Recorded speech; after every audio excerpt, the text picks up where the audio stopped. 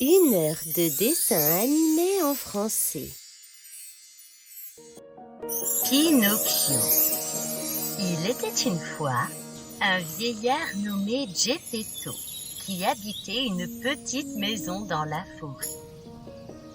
Le vieil homme habitait seul et s'ennuyait terriblement. Un beau jour, il se rendit dans son atelier. Il souhaita fabriquer une marionnette en bois.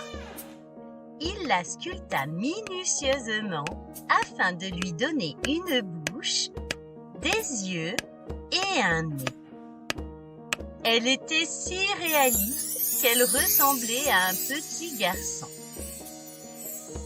Comme il connaissait une famille riche portant le nom de Pinocchio, il décida d'appeler sa marionnette ainsi et que cela lui porterait chance. Une fois terminée, il la laissa un moment pour aller manger. Doucement, Pinocchio se mit à marcher. Puis, en un élan, il se mit à courir en direction de la fenêtre. Il sauta à l'extérieur et s'éloigna de la maison. Le vieil homme, abasourdi, courut aussi vite qu'il put pour le rattraper.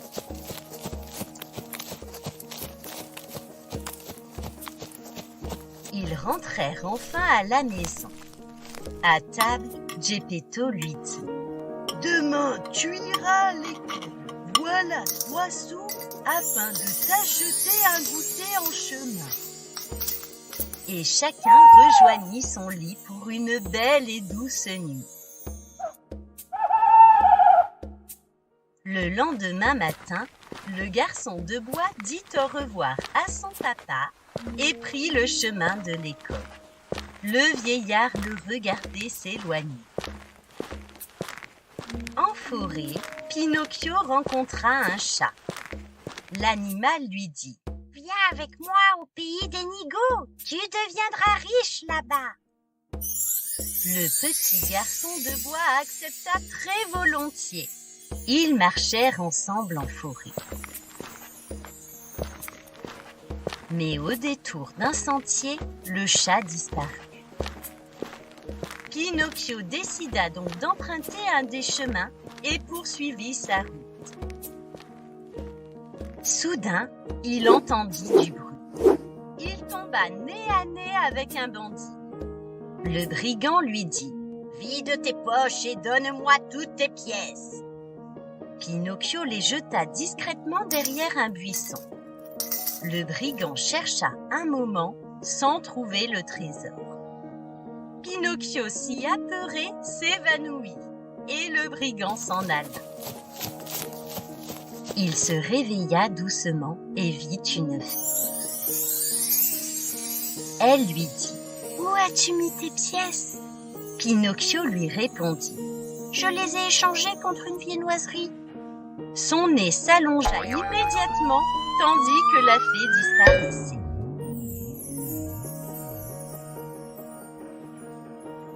Pinocchio se sentait si seul.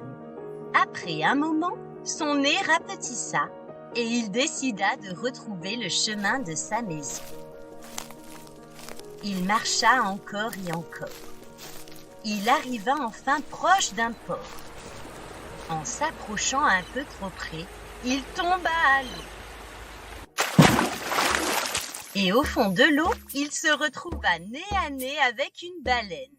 Elle l'avala tout cru. Lorsqu'il se réveilla, il faisait noir et froid. Mais petit à petit, il vit une lumière au loin qui s'approchait. Pinocchio se rendit compte que c'était Geppetto sur une barque. Il était si heureux de le revoir. Ensemble, ils se décidèrent à sortir du ventre de la baleine. Ils attendirent que l'animal ne s'endorme. Puis, ils lui chatouillèrent la glotte et celle-ci ouvrit sa grande bouche. Ils sortirent et rentrèrent chez eux. Il avait appris la leçon et à partir de ce jour, il ne mentira plus et écoutera toujours son papa. Si vous avez aimé cette histoire, n'hésitez pas à vous abonner à la chaîne. À bientôt!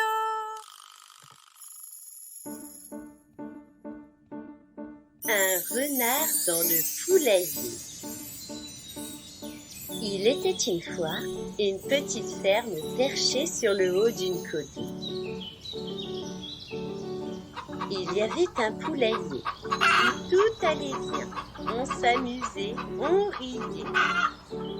Il y avait des poules et des poussins, un lapin et surtout un coq, chef de la basse-cour. La fermière était avec ses vaches non loin de là.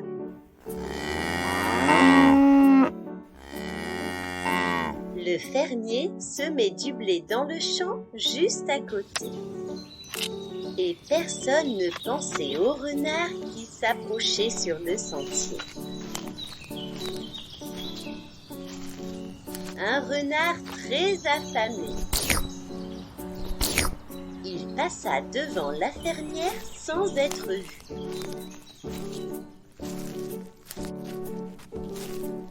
Puis devant le fermier en toute discrétion.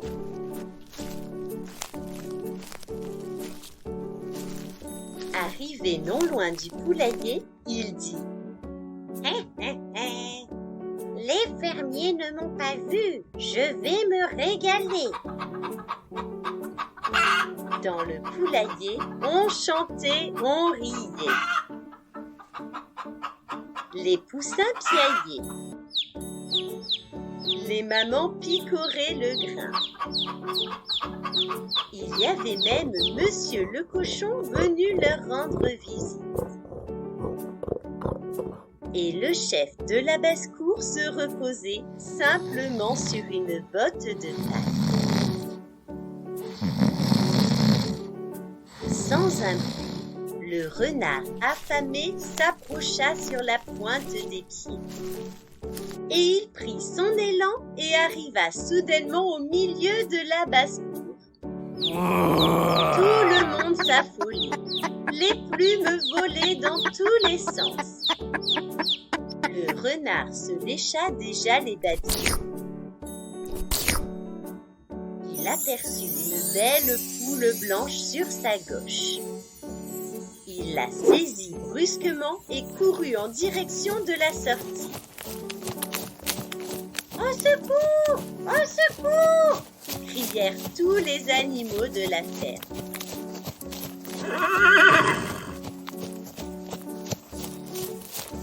Le renard qui avait attrapé la poule était déjà loin. Mais le fermier qui travaillait la terre fut alerté par les bruits d'animaux. En levant les yeux, il vit passer le renard avec sa poule. Oh non! Il se saisit aussitôt d'un bâton et s'élança à sa poursuite.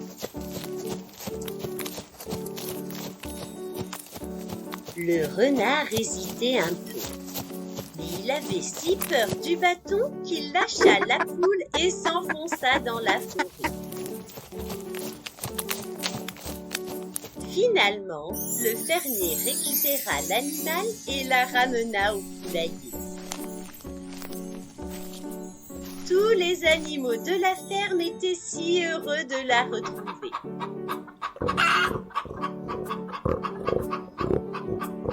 Les autres poules dansaient, le coq chantait, et ensemble ils préparèrent un bon goûter. Vive le poulailler!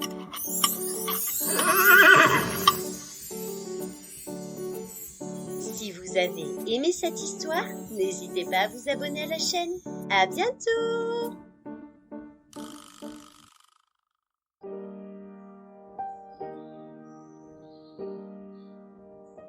Pierre et le loup. Il était une fois un petit garçon prénommé Pierre qui vivait à la campagne avec son grand-père. Il avait ici une basse-cour avec un canard et un chat.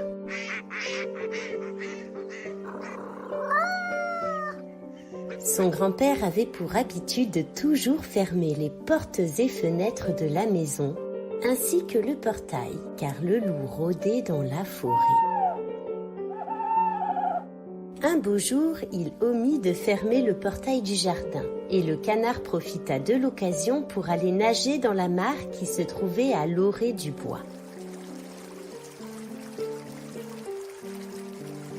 Il se querella avec un oiseau venu se poser sur une branche. « Quel genre d'oiseau es-tu si tu ne sais pas voler ?» demanda l'oiseau. « Et quel genre d'oiseau es-tu si tu ne sais pas nager ?» lui répond le canard. À ce moment, le chat s'approcha. Pierre, depuis la maison, entendit les animaux proches de la mare. Il s'approcha de la fenêtre et quelle surprise! Ils étaient en dehors du périmètre autorisé. Il sortit de la maison et s'avança vers le point d'eau. Le chat, très surpris, sauta par-dessus le canard et grimpa dans l'arbre. L'oiseau s'envola aussitôt jusqu'à se poser sur la tête du félin. Le grand-père de Pierre arriva à son tour. Il lui dit « Mon garçon, tu as enfreint les règles. Je t'avais dit de ne pas te rendre plus loin que la clôture de la maison. » Il ramena Pierre à la maison et referma les portes et fenêtres par peur que le loup ne surgisse. Et c'est ce qui arriva. À la nuit tombée, le loup rôdait non loin de là. L'oiseau et le chat étaient hissés dans les arbres, mais le pauvre petit canard, tout pâteau, fut avalé par le loup. Pierre soupa avec son grand-père.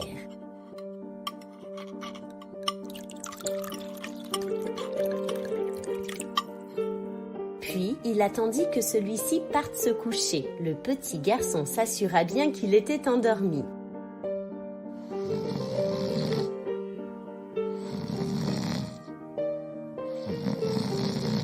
Puis il ouvrit la porte et sortit de la maison pour aller chasser le loup.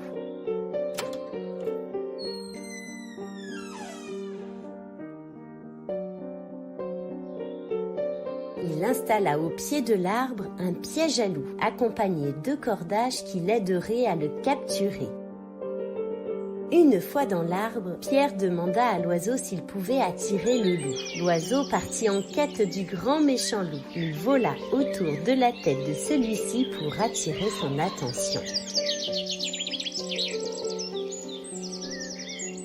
Pierre attendit patiemment que le loup ne s'approche. Et une fois les 4 pattes dans le piège, il tira la corde pour le capturer. Le loup bondissait, mais il lui était impossible de sortir du tissu. Tout à coup, Pierre entendit des bruits de pas avancer. Des promeneurs sortaient de la forêt. L'oiseau s'envola leur dire qu'un loup s'y trouvait. Ces derniers coururent alors aider Pierre, mais celui-ci l'avait déjà capturé.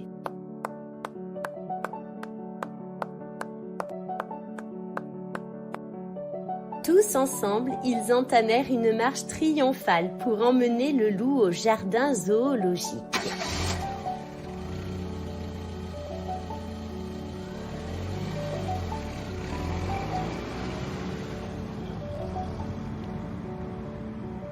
Puis, ils organisèrent une grande fête finale de grand dénouement heureux.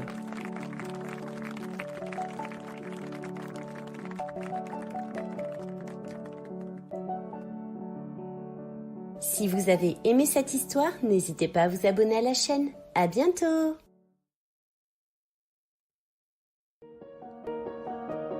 Un monstre dans le placard. Coucou, moi c'est Cindy et j'ai 3 ans et demi. J'habite une petite maison avec mon papa et ma maman. Et j'ai une très belle chambre. Mais la nuit, un monstre dans le placard de ma chambre apparaît. La porte de ma chambre s'ouvre toute seule en grinçant. Le monstre est tapi derrière mes robes. Je vois ses yeux qui brillent. Je ne l'entends pas respirer, mais son souffle fait bouger mon mobile au plafond.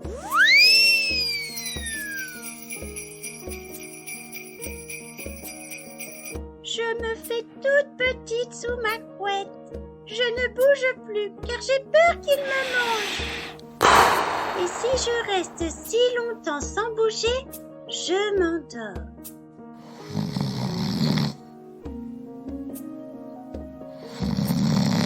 Maman dit souvent, Les monstres n'existent pas, ma chérie, surtout dans les placards des chambres. je réponds alors, et la porte qui s'ouvre toute seule.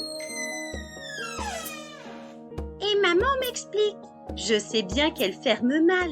Papa la réparera bientôt. et ces yeux du monstre qui brillent. Maman s'avance vers mon dressing.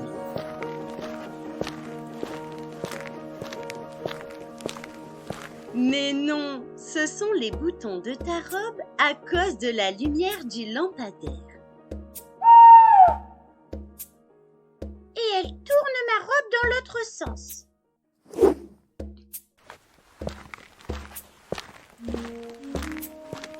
Cette nuit, le monstre n'a pas ouvert les yeux.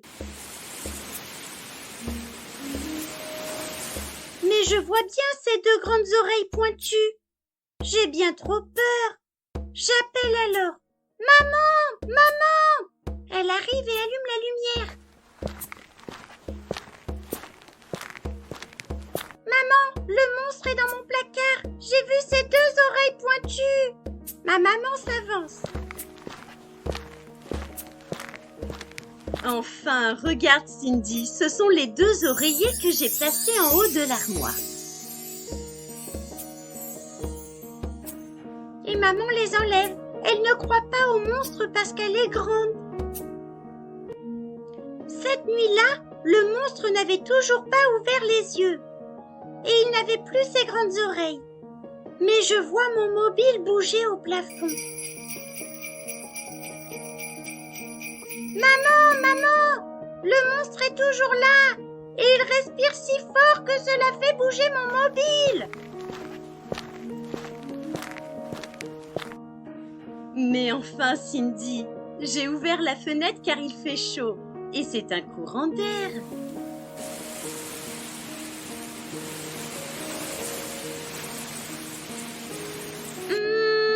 Je réfléchis.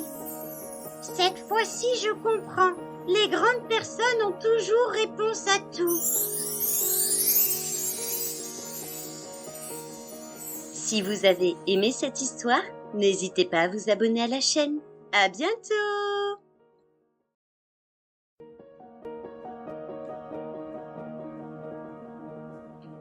Léon le cochon. Non, je ne serai pas marchand de boutons.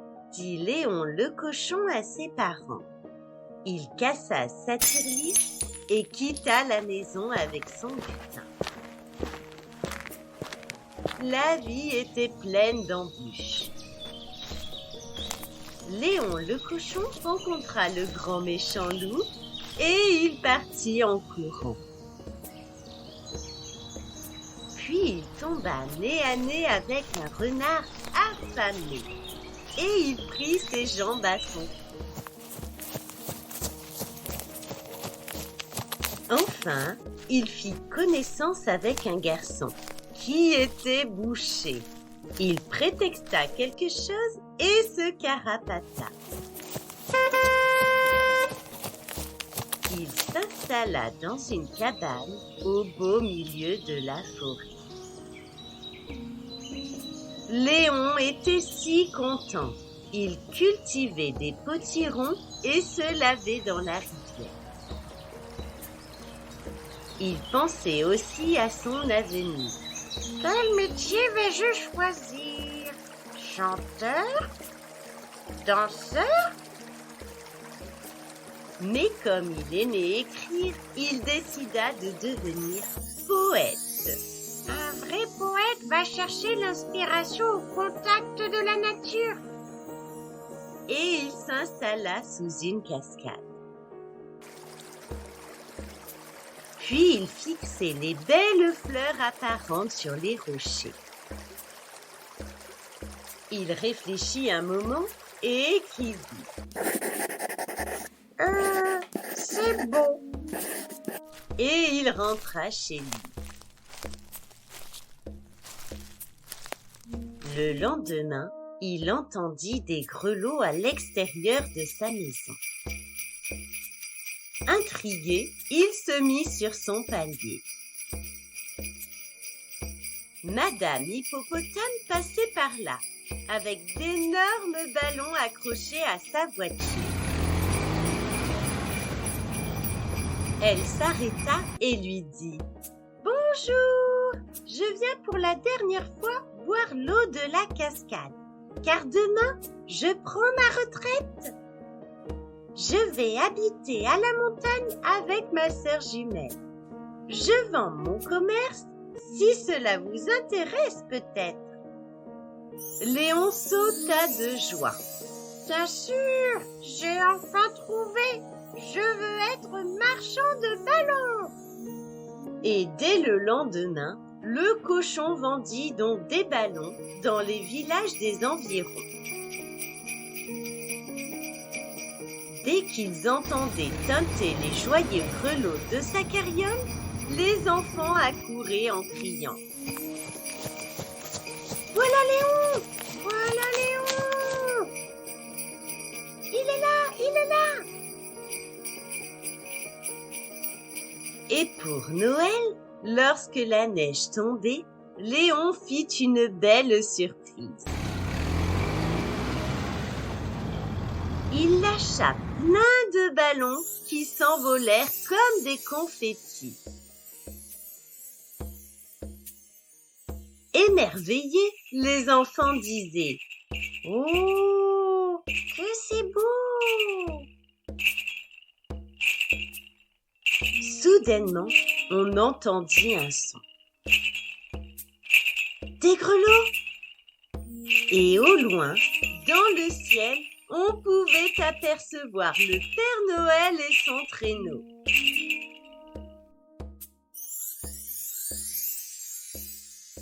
Si vous avez aimé cette histoire, n'hésitez pas à vous abonner à la chaîne. À bientôt!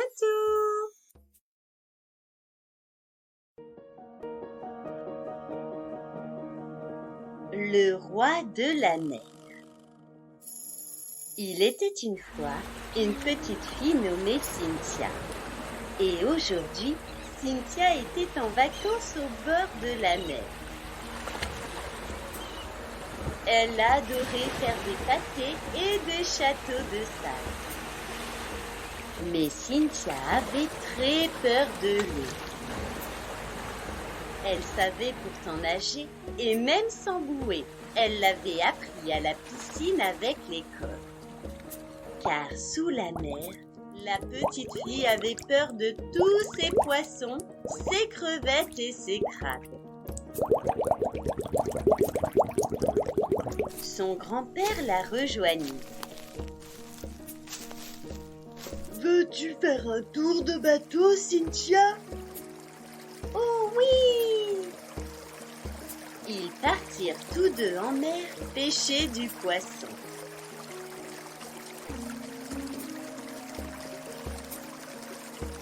Lorsque le grand-père remonta un merlan, Cynthia pensa « Cela ne lui fait pas plaisir au merlan. » Une fois dans le seau, Cynthia hésita. Puis brusquement, elle se saisit du seau et rejeta le merlan à la mer. Et le lendemain matin, très tôt, elle partit ramasser les coquillages au bord de l'eau. Là-bas, échouée sur le sable, elle vit son merlan. Le poisson lui faisait signe de la queue avant de s'engouffrer dans l'eau. Cynthia hésita, puis mit un pied à l'eau. Elle attendit. Le merlan s'approcha de la petite fille et lui remit un coquillage qui lui permettrait de respirer dans l'eau. Elle suivit alors le poisson dans les profondeurs de la mer. En chemin, le merlan lui dit « Le roi roi de la mer est mon meilleur ami. Et comme tu m'as sauvé la vie, il souhaite te remercier. » Arrivé au palais, le roi était là, sur son trône. C'était un énorme crabe jaune, et la petite fille avait fort peur des crabes. Cynthia arriva devant l'animal. Il lui dit: « Petite fille des hommes, je te remercie. Tu as sauvé la vie de mon ami le merlan.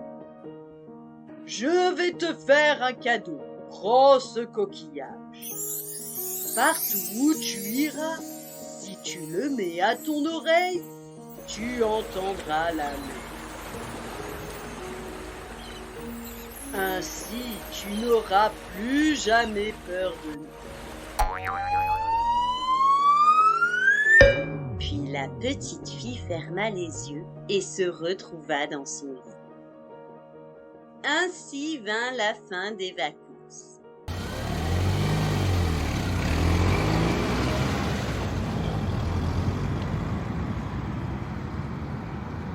Et ce soir-là, alors que Cynthia prenait son bain, elle prit son coquillage magique. Elle le plongeait sous l'eau parmi ses canards en plastique. Et elle se souvenait du roi de la mer et du merlan son ami. Elle se promit de revenir très vite leur rendre visite.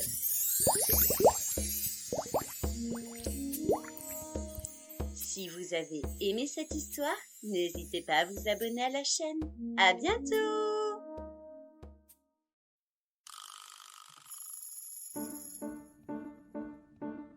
Le voleur de miel. Il était une fois une petite abeille nommée Mieline. Elle habitait en forêt. Et ce jour-là, elle s'envola faire quelques courses. Mais en partant, elle laissa la porte ouverte de sa ruche. Elle se promena un moment avant d'arriver chez son boucher. Elle acheta un saucisson et se remit en route. En chemin, elle butina quelques fois. Puis, elle arriva chez la crémière. En poussant la porte, ses yeux se fixèrent sur la grande horloge. 8 heures! Il faut que je rentre! S'écria-t-elle. J'ai mon repas à préparer! Mieline reprit le chemin du retour. Et c'est à peine si elle a dit bonjour à Pollux le cheval en face.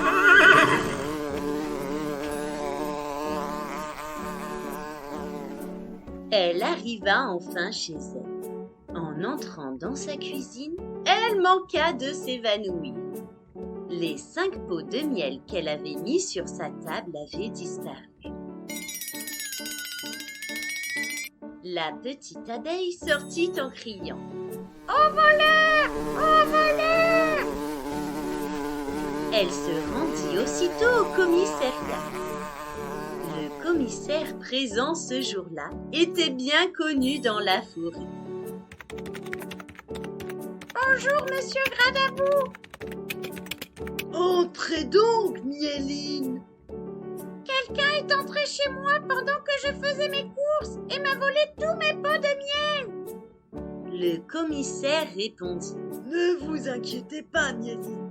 Je vous accompagne inspecter les lieux.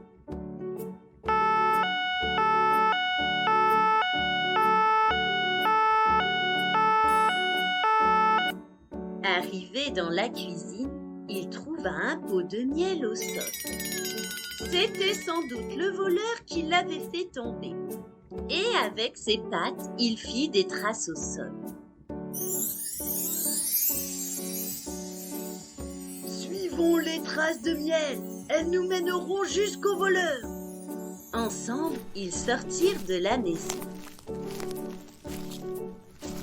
Et derrière celle-ci, ils trouvèrent un petit ourson tout endormi. « autour de lui les pots vides de Miéline. C'est le voleur, il mérite que je le pique. Et elle brandit son éclat. À ce moment, le petit ourson ouvrit les yeux. Et il eut si peur qu'il se mit à courir en direction de la forêt. En entrant chez elle, Miéline se calma. Le commissaire lui dit « Voyons, Miéline, il semblerait que vous n'ayez pas fermé votre porte à clé. Et pour cette raison, le petit ourson est venu réclamer votre bon miel. » Et ils ne revirent plus le petit ourson qui avait fort appris la leçon. Celui-ci restait en forêt avec ses parents. Lorsqu'un beau jour, Miéline ouvrit la porte de chez elle. Elle sentit une douce odeur de cerises. Au loin, elle aperçut le petit ourson qui lui souriait. Merci, ourson, pour ces fruits savoureux. Si vous avez aimé cette histoire, n'hésitez pas à vous abonner à la chaîne. À bientôt!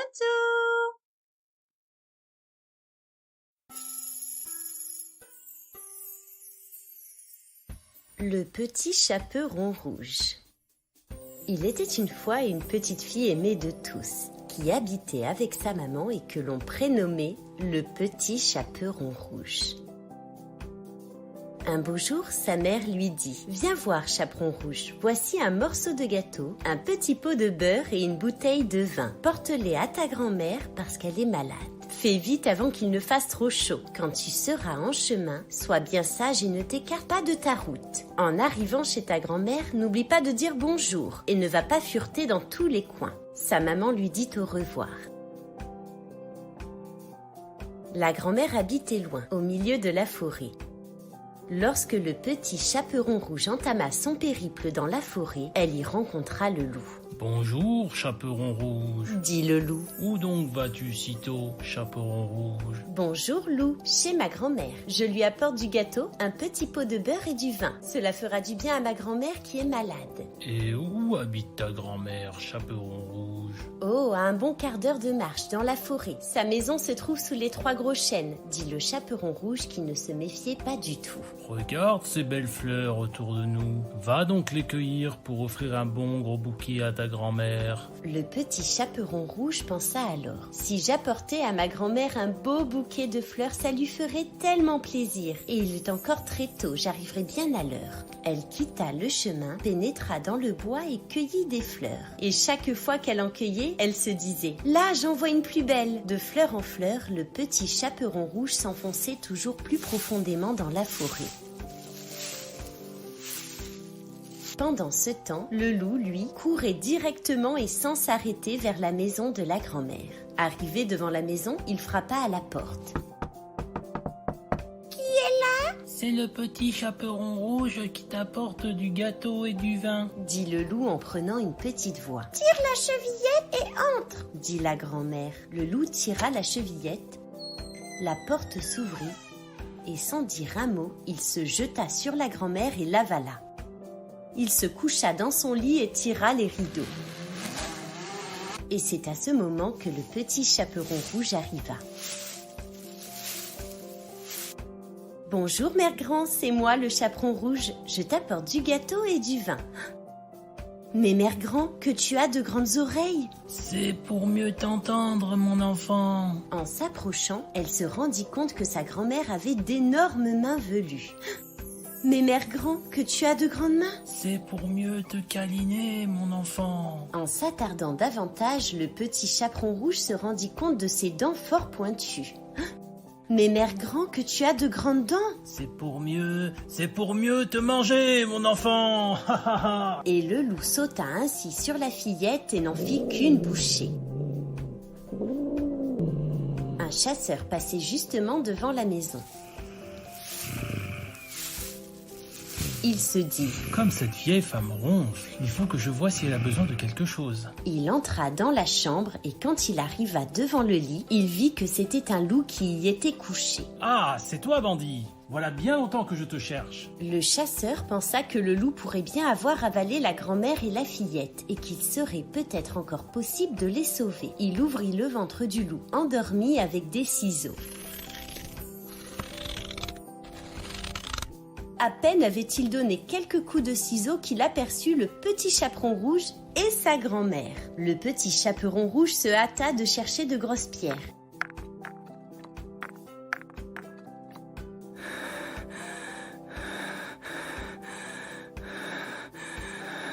Ils en remplissèrent le ventre du loup. Lorsque celui-ci se réveilla, il se dit « Oh, que j'ai soif !» Il s'approcha de la rivière pour boire, et si lourd, il tomba dans l'eau.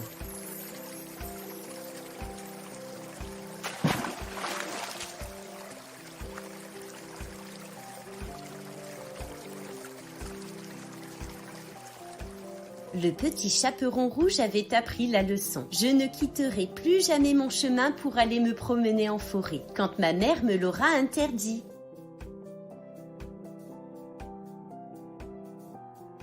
Si vous avez aimé cette histoire, n'hésitez pas à vous abonner à la chaîne. À bientôt!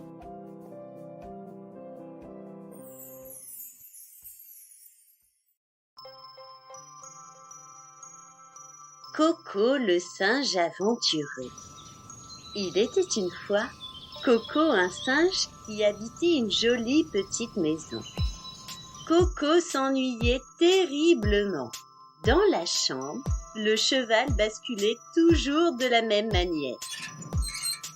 Le petit chien racontait toujours la même histoire. Et le camion se plaignait sans cesse de n'avoir pas de moteur. Coco en avait marre de rester là, dans cette chambre. Il avait envie de partir découvrir le monde. Et tout doucement, il poussa la porte et s'en alla. Enfin, il vit le monde. Il traversa des villes, passa devant un beau château,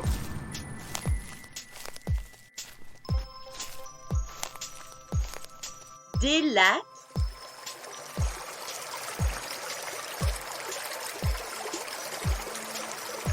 et même des villes.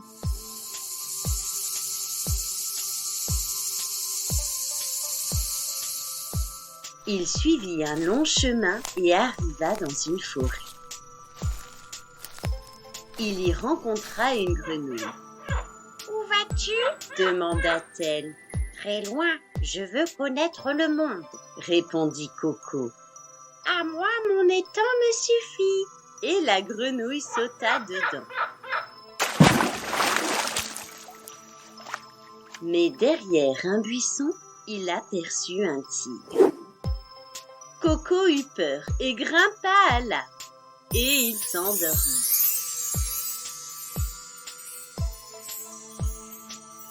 Le lendemain matin, le tigre était parti. Coco poursuivit sa route et il rencontra 2 ours dont un bébé. Les ours lui enseignèrent à se nourrir de fraises, de framboises et du miel des abeilles sauvages. Ils l'emmenèrent ainsi jusque dans le nord. Là, Coco glissait sur de grands lacs glacés.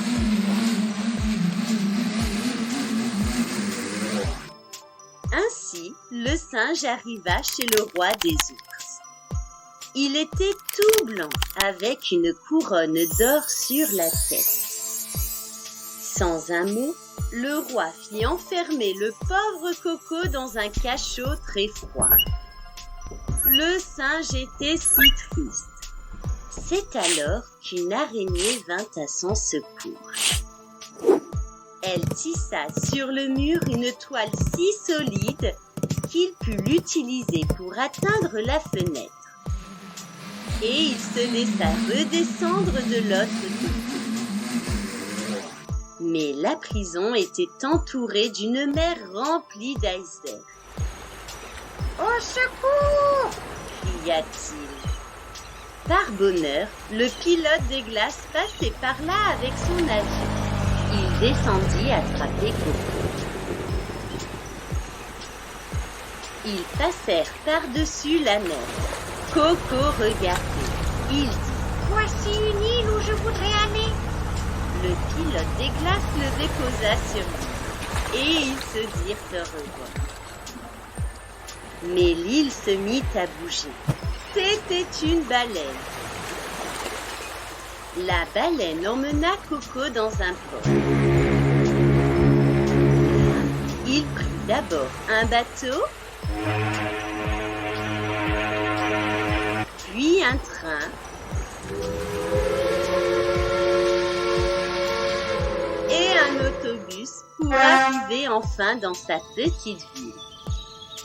Il retrouva enfin sa maison. Il entra tout joyeux, salua le cheval à bascule, le camion de bois et le chien qui l'attendait. Comme on se sent bien chez soi, se disait-il. Si vous avez aimé cette histoire, n'hésitez pas à vous abonner à la chaîne. À bientôt! Gaston le cochon malin. Il était une fois, dans une ferme paisible, un petit cochon nommé Gaston. Gaston était un cochon très malin et très rusé. Il aimait jouer des tours aux autres animaux de la ferme.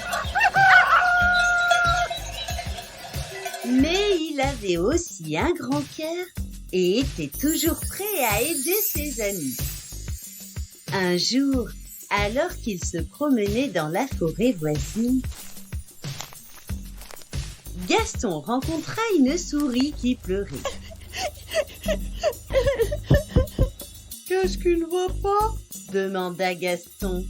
je suis perdu et je ne retrouve plus mon chemin. J'ai peur que le grand méchant loup ne me trouve et ne me mange. Répondit la souris. Gaston, qui connaissait très bien la forêt, se proposa de l'aider à retrouver son chemin. Il guida la souris et arrivèrent jusqu'à sa maison en toute sécurité. La souris était très reconnaissante envers Gaston et lui promit de lui rendre l'appareil un jour. Le soir, alors que Gaston était en train de rentrer à la ferme, il entendit des cris de détresse. Il se précipita vers le son et découvrit un petit agneau coincé entre les barbelés. Comme le loup rôdait dans les parages, Gaston n'hésita pas une seconde et fonça le libérer. L'agneau, sain et sauf, rentra dans la bergerie. Le loup, qui guettait au loin, était enragé. Il promit de se venger de Gaston. Le lendemain matin, alors que Gaston se promenait dans la forêt, il croisa le loup qui l'attendait. « Je vais te dévorer, petit cochon. Je suis désolé, mais je suis déjà réservé pour le dîner de ce soir. » répondit Gaston. « Comment ça ?» demanda le loup, surpris. « Je vais dîner chez le renard ce soir, » expliqua Gaston. Il m'a invité à déguster sa spécialité, une tarte aux pommes délicieuse. Le loup, qui avait toujours eu envie de goûter cette fameuse tarte aux pommes, demanda à Gaston s'il pouvait l'accompagner. Gaston accepta. Ils marchèrent ensemble. Et ils arrivèrent jusqu'à une rivière. Gaston dit alors au loup. « Pour arriver chez Monsieur le renard, nous devons traverser la grande rivière. » Le loup était terrifié. Il Il ne savait pas nager. Gaston proposa alors. Regarde cette barque. Nous pouvons monter dedans et arriver jusqu'à l'autre rive. Le loup accepta et ils traversaient. Une fois le loup de l'autre côté de la berge, Gaston s'empressa de faire demi-tour. Le loup, fou de rage, le regardait s'éloigner. Le cochon rentra chez lui.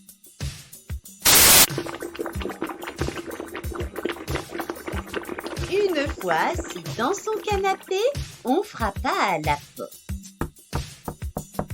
Tous les animaux des alentours apportèrent friandises et gâteaux à leur ami le cochon en guise de remerciement. Gaston avait appris la leçon. La ruse est plus forte que la force. Si vous avez aimé cette histoire, n'hésitez pas à vous abonner à la chaîne. À bientôt!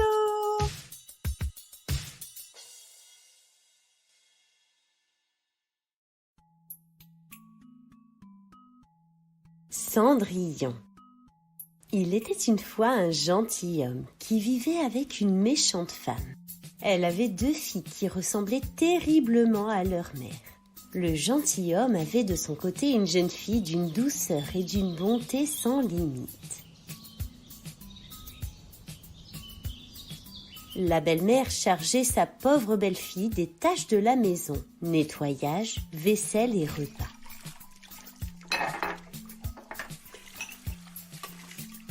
Cette pauvre fille couchait même au grenier, pendant que ses sœurs étaient dans des chambres confortables. Et lorsqu'elle avait fini son travail, elle allait se mettre au coin de la cheminée et s'asseoir près des cendres, ce qui faisait qu'on l'appela Cendrillon. Un jour, le fils du roi envoya un courrier à toutes les jeunes filles du pays pour les convier à un bal. Les 2 sœurs étaient surexcitées à l'idée d'y rencontrer le prince. Cendrillon eut une lueur d'espoir d'y participer, mais sa belle-mère la ravisa aussitôt. « Il y a bien trop de ménage à faire à la maison. Tu resteras ici à nous attendre. » Et le jour du bal arriva. Elles partirent toutes 3 et Cendrillon les suivit des yeux le plus longtemps qu'elle put. Et lorsqu'elle ne les vit plus, elle se mit à pleurer.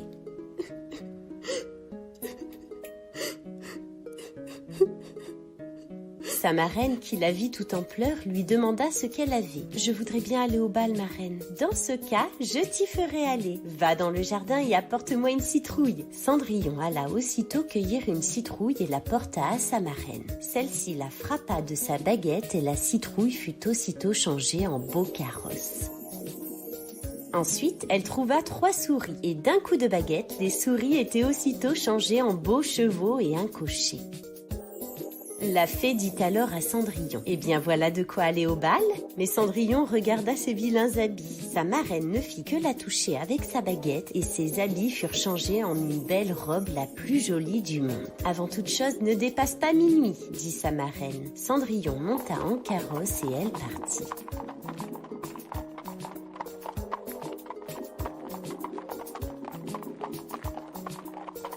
Le fils du roi vit arriver au bal une belle princesse que personne ne connaissait. Il la trouvait divinement belle. Cendrillon était si heureuse d'être ici. Lorsque soudainement, elle entendit sonner minuit. Elle s'en alla le plus vite qu'elle put. Le prince la suivit, mais il ne put la rattraper. Elle laissa tomber une de ses pantoufles que le prince ramassa. Cendrillon arriva chez elle bien essoufflée, sans carrosse et avec ses vieux habits.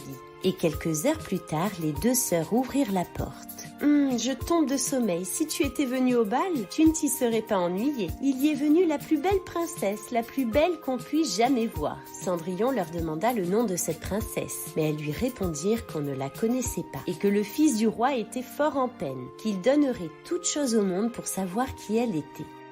Elles dirent vrai, car peu de jours après, le fils du roi fit publier qu'il épouserait celle dont le pied serait juste à la pantoufle.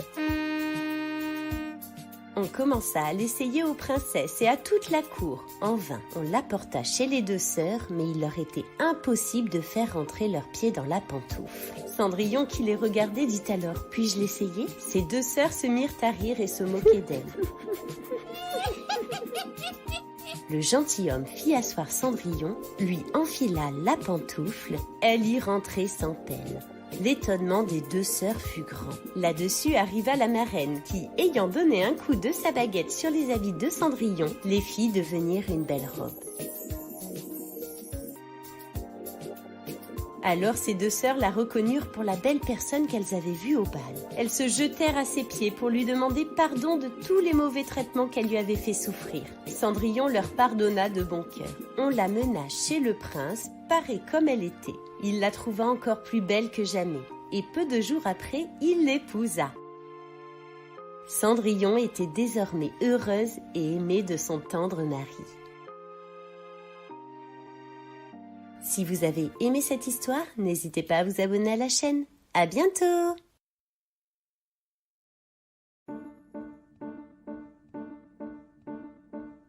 Boucle d'or et les trois ours. Il était une fois une petite fille qui habitait tout près de la forêt. Elle avait les cheveux si blonds et si bouclés qu'on l'appelait Boucle d'or. Dans la forêt, près de la maison de Boucle d'or, vivait une famille ours. Il y avait le grand ours, le moyen ours et le petit ours. Comme il faisait très beau ce jour-là, et parce que la soupe était bien trop chaude pour être mangée de suite, les trois ours décidèrent de faire une petite promenade en attendant que le déjeuner refroidisse. Ils laissèrent derrière eux la porte de la maison entr'ouverte. Boucle d'or ce jour-là avait aussi eu l'envie de se promener en forêt. Chemin faisant, elle arriva près de la maison des trois ours. Alors, comme elle était curieuse de savoir qui pouvait vivre ici, elle s'avança doucement et entra. En arrivant dans la salle à manger, elle remarqua sur la table 3 bols de soupe. Elle s'approcha du grand bol, celui de grand ours, goûta la soupe, mais la trouva bien trop chaude. Elle s'approcha alors du bol moyen, celui de moyen ours, goûta la soupe et la trouva bien trop salée. Elle s'approcha enfin du petit bol, celui de petit ours, goûta la soupe et la trouva tellement à son goût qu'elle la mangea jusqu'à la dernière goutte.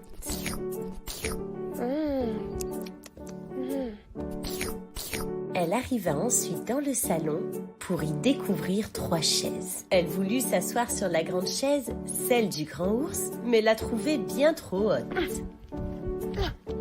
Elle s'assit alors sur la chaise moyenne, celle de moyen ours, mais la trouvait trop bancale.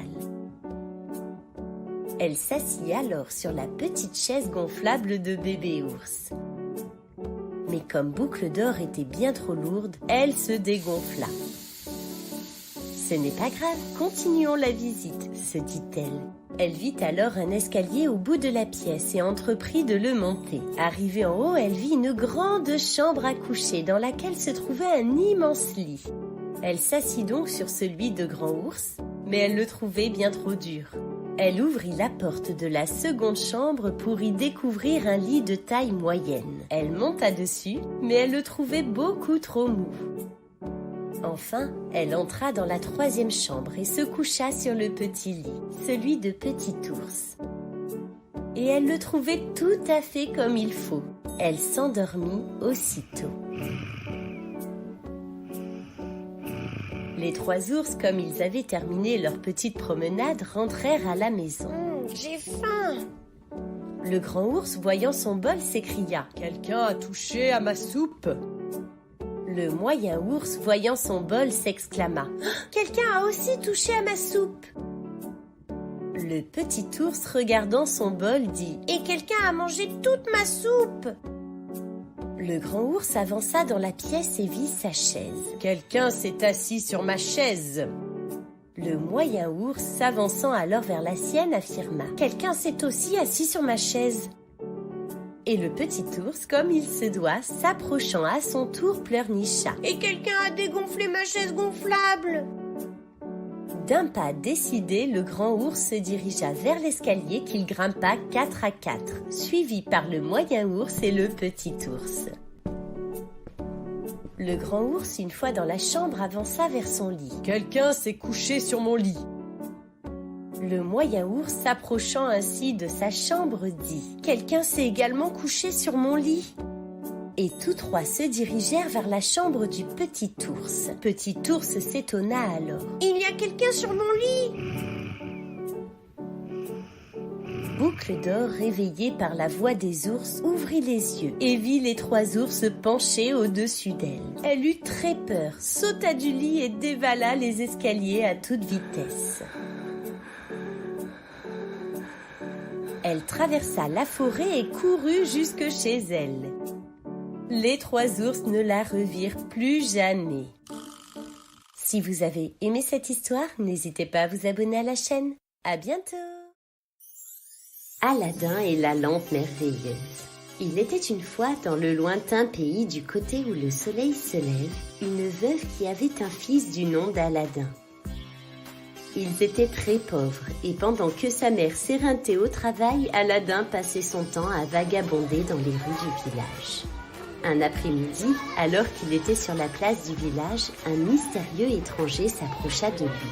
« Bonjour mon garçon, aimerais-tu gagner beaucoup d'argent ? 100 roupies. Oh oui monsieur, je ferai n'importe quoi pour ramener autant d'argent à ma mère. Alors écoute Aladin, il te suffira de passer par une trappe trop petite pour moi et me rapporter une vieille lampe. » Aladin suivit donc l'homme jusqu'à un endroit très éloigné du village.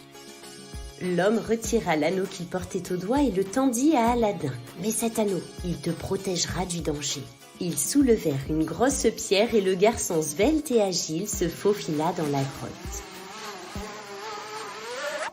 Tout en bas, Aladin découvrit une grande caverne. Elle était remplie de coffres, de jarres en or qui débordaient de bijoux, de grandes coupes pleines de diamants et de perles de nacre. Un trésor immense. Aladin fut soudain tiré de sa stupeur par une voix qui criait « La lampe, Aladin! Apporte-moi la lampe !» Le garçon regarda tout autour de lui et finit par apercevoir une vieille lampe à huile posée. Aladin prit la lampe et se dirigea lentement vers la sortie. « Vas-tu te dépêcher, donne-moi la lampe !» reprit l'homme. « D'abord, aide-moi à sortir !» répondit Aladin. « Donne-moi d'abord la lampe !» hurla l'étranger. Aladin restait stoïque, la lampe entre les mains. « Bon, eh bien, puisque tu t'y plais tant, reste ici pour l'éternité !» Et de rage, l'homme fit rouler la lourde pierre sur l'étroite ouverture. Perdu, seul dans le noir, Aladin se tordait de chagrin et de désespoir. Soudain, l'anneau qu'il avait dans sa poche se mit à briller. Une imposante créature bleue apparut. Il était plus grand qu'un géant. Sa voix fit trembler la caverne. « Je suis le génie de l'anneau. Parle et j'obéirai. »« Je veux rentrer chez moi, » murmura Aladin. Aussitôt, Aladin se trouva auprès de sa mère, à qui il raconta son étrange aventure. Comme elle refusait de le croire, le garçon lui donna la vieille lampe. Alors, tout en l'écoutant, elle astiquait la lampe pour la nettoyer et la revendre au marché. Quand elle eut frotté, il en sortit de la lampe un autre génie, beaucoup plus terrifiant que celui de l'anneau. Je suis le génie de la lampe. Parle et j'obéirai. À partir de ce jour, Aladin et sa mère ne manquèrent plus de rien. Quels que fussent leurs désirs, le génie les exauçait sur le champ. Ils devinrent même les personnes les plus riches et les plus généreuses de la région. Les années passèrent. Un beau matin, au marché, Aladin croisa la fille du sultan. Il en tomba fou amoureux. Le sultan finit par accorder la main de la princesse à Aladin. Il y eut un somptueux mariage, puis Aladin et la princesse s'en allèrent habiter un magnifique palais que le génie avait fait surgir dans la nuit. Un jour que la princesse était seule au palais, un étrange marchand s'arrêta sous sa fenêtre. « Princesse, j'échange vos vieilles lampes contre des neuves !» criait-il. La princesse le prit pour un fou. Mais comme il insistait et qu'elle ignorait le secret du génie, elle alla chercher la vieille lampe et l'échangea au marchand. Aussitôt entre les mains, le magicien frotta la lampe et sous le regard effrayé de la princesse fit apparaître le génie. « Je suis le génie de la lampe, parle et j'obéirai. Je suis le magicien noir, ton nouveau maître. Tu dois m'obéir en tout. » Puis le magicien ordonna au génie de les transporter, lui, la princesse et le palais dans un pays très lointain au-delà des mers. La disparition de sa dulcinée plongea Aladdin dans une grande tristesse. Le sultan, voyant que le palais et sa fille avaient disparu, commanda que l'on jette Aladdin dans un cachot. Attendez, non, non. Dans le sombre cachot, en se tordant les mains de désespoir, Aladdin se souvint de l'anneau qu'il avait dans la poche. Une fois encore, il eut recours au génie de l'anneau. « Génie, emmène-moi où se trouve ma bien-aimée. Je ne peux vivre sans elle. » En un éclair, Aladdin se retrouva dans la cuisine de son palais.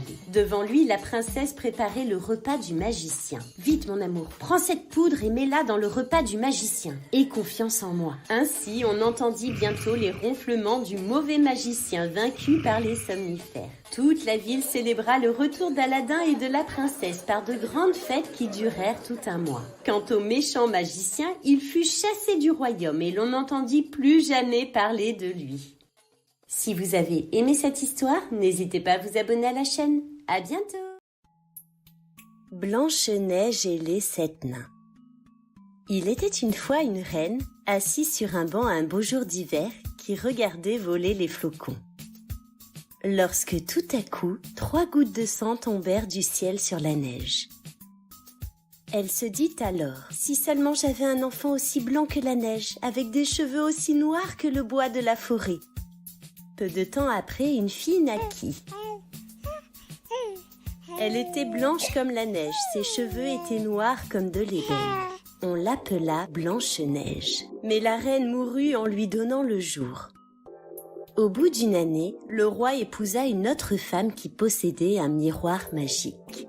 Seule dans la chambre, elle l'appelait « Miroir, miroir joli, qui est la plus belle au pays ?» Le miroir répondait « Madame la reine, vous êtes la plus belle au pays. » Blanche-Neige, cependant, grandissait et devenait de plus en plus belle.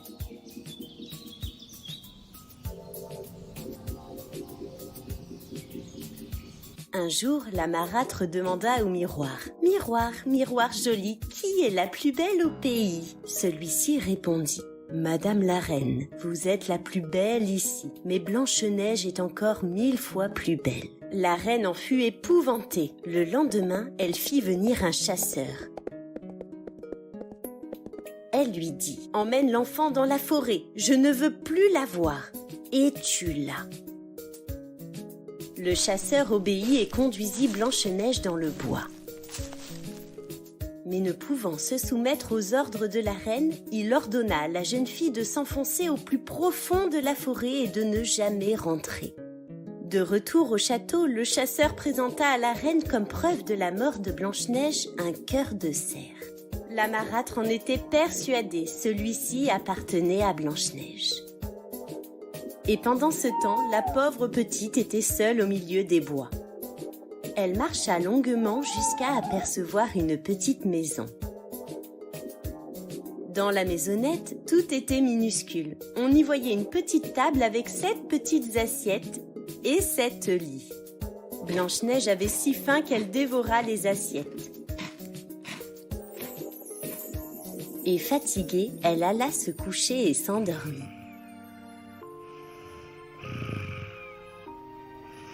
C'est alors que les 7 nains, propriétaires des lieux, entrèrent dans leur logis. La jeune femme se réveilla doucement. « Comment t'appelles-tu » demanda l'un des 7 nains. « Je m'appelle Blanche-Neige. » Et pendant ce temps, la reine au château demanda à son miroir « Miroir, miroir joli, qui est la plus belle au pays ?» Le miroir répondit « Madame la reine, vous êtes la plus belle ici, mais par-delà les montagnes, auprès des gentils petits nains, Blanche-Neige est 1000 fois plus belle. » La reine en fut noire de colère. Grâce à ses pouvoirs, elle se transforma en vieille dame, s'empara d'une pomme empoisonnée et partit en quête de Blanche-Neige. Elle franchit les montagnes, les lacs et les forêts et arriva enfin devant la maisonnette où Blanche-Neige était seule ce jour-là. Devant la fenêtre, elle s'écria « Je vends de bonnes pommes bien rouges !» Blanche-Neige s'approcha. « Viens, mon enfant, goûte ma pomme !» Blanche-Neige croqua la pomme et tomba subitement dans un profond sommeil. Et quand elle fut de retour au château, elle demanda au miroir. « Miroir, miroir joli, qui est la plus belle au pays ?» Celui-ci répondit. « Madame la reine, vous êtes la plus belle au pays. » Les 7 nains pleuraient Blanche-Neige. Elle resta longtemps drapée dans un lit toujours aussi joli. Un beau jour, un prince qui passait par la forêt s'arrêta à la maison des nains. « Laissez-moi Blanche-Neige, je prendrai soin d'elle. » Quand ils entendirent ces mots, les bons petits nains furent saisis de compassion et lui donnèrent la jeune femme. Le prince la transporta dans une calèche. Et en forêt, le chariot buta sur un caillou. La secousse fit glisser hors de la gorge de Blanche-Neige le morceau de pomme empoisonnée qu'elle avait mangé. « Où suis-je » demanda-t-elle. « Auprès de moi » répondit le prince. Et elle l'accompagna ainsi de nombreuses années. Si vous avez aimé cette histoire, n'hésitez pas à vous abonner à la chaîne. À bientôt! Ali Baba et les 40 voleurs. Il était une fois un homme appelé Ali Baba. Il vivait une petite maison à l'entrée de la ville et partait couper du bois chaque matin afin de le vendre sur le marché. Un jour, étant en forêt, il distingua une troupe de cavaliers qui s'avançait au loin. Craignant d'avoir affaire à des voleurs, il se cacha derrière un gros arbre.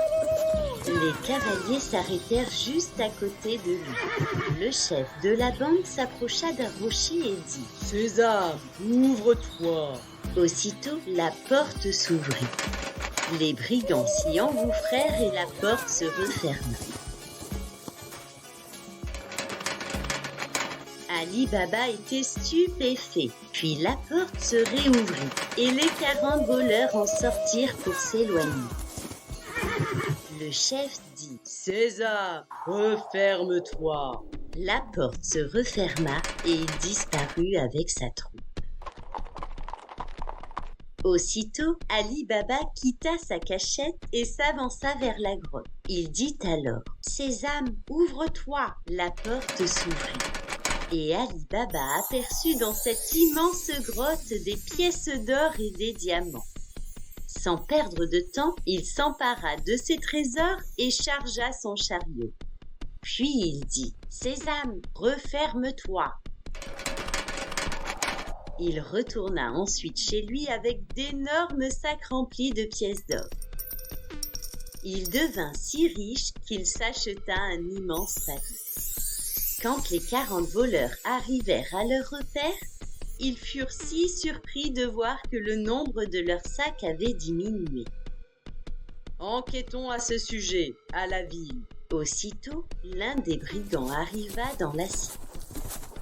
Une seule boutique était ouverte. Il y entra.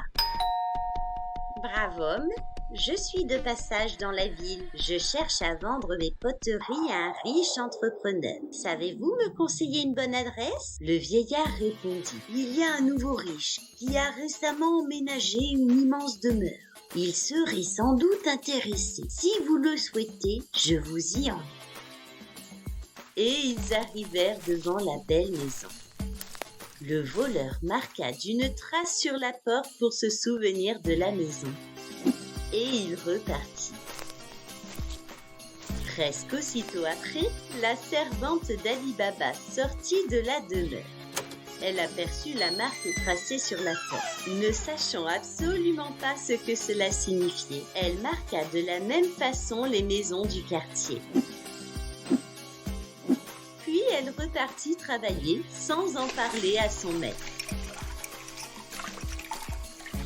Le chef des voleurs, guidé par celui qui avait dirigé l'enquête, arriva dans le quartier. Comme il y avait des marques aux portes de plusieurs maisons, il était impossible de la distinguer. Le chef de la bande entra alors dans la boutique du vieillard. « Ramène-moi à nouveau à la maison du riche homme. Il arriva devant et l'examina précisément pour être sûr de la reconnaître. Et le lendemain, il arriva avec d'énormes barriques dont une seule était remplie d'huile. À l'intérieur des autres, des voleurs y étaient cachés. Il frappa à la porte de la maison d'Ali Baba. Seigneur, j'arrive de bien loin avec ce chargement d'huile. Il est tard, je ne sais où me loger. Mais entrez, répondit Ali Baba. Soyez le bienvenu. Mais la servante était en train de cuisiner. Comme elle n'avait plus d'huile dans sa lampe, elle sortit prendre de l'huile dans une des barriques. Elle s'approcha et entendit une voix. « Chef, est-ce le bon moment ?»« Non, pas encore, mais bientôt. » Lorsqu'elle trouva la seule barrique remplie d'huile, elle remplit son vase et revint à la cuisine. Comme elle s'était rendue compte que chaque barrique contenait un voleur, elle fit bouillir l'huile dans un chaudron. Elle en versa ensuite dans chaque barrique vue. Au contact du bouillon liquide, les voleurs bondirent et fuirent à toute vitesse. Le chef de la troupe prit peur et fuya lui aussi. On n'entendit plus jamais parler des voleurs et Ali Baba demeurait maître de la taverne aux multiples trésors. Si vous avez aimé cette histoire, n'hésitez pas à vous abonner à la chaîne. À bientôt!